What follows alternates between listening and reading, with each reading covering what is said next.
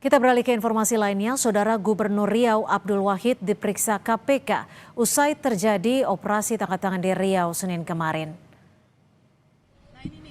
Usai operasi penangkapan yang dilakukan KPK di Riau, Selasa pagi, Gubernur Riau Abdul Wahid, Kadis PUPR Riau, dan Sekdis PUPR Riau tiba di Gedung Merah Putih KPK Jakarta. Ketiganya turun dari mobil dan langsung naik ke lantai 2 gedung KPK menuju ruang pemeriksaan. Juru bicara KPK Budi Prasetyo bilang 9 dari 10 orang yang diperiksa terkait OTT di Riau akan menjalani pemeriksaan intensif.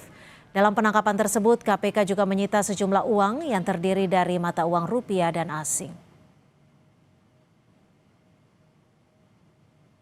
Pasca kegiatan tangkap tangan di wilayah Provinsi Riau, penyidik kemudian melakukan pemeriksaan secara intensif kepada pihak-pihak yang diamankan, dan hari ini kepada pihak-pihak yang diamankan tersebut akan dibawa ke Gedung Merah Putih KPK.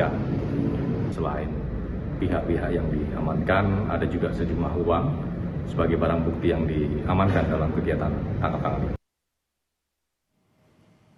Menanggapi pemeriksaan Gubernur Riau Abdul Wahid oleh KPK, Ketua Umum Partai Kebangkitan Bangsa Muhaimin Iskandar atau Caimin menyatakan masih menunggu perkembangan yang akan disampaikan KPK terkait pemeriksaan Abdul Wahid yang juga merupakan kader PKB. Caimin bilang hingga saat ini belum memberikan instruksi apapun terkait penangkapan terhadap kadernya Abdul Wahid.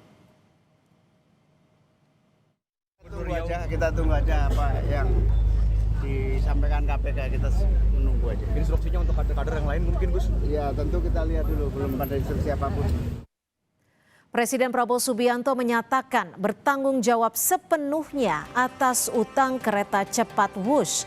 Informasinya usai jeda.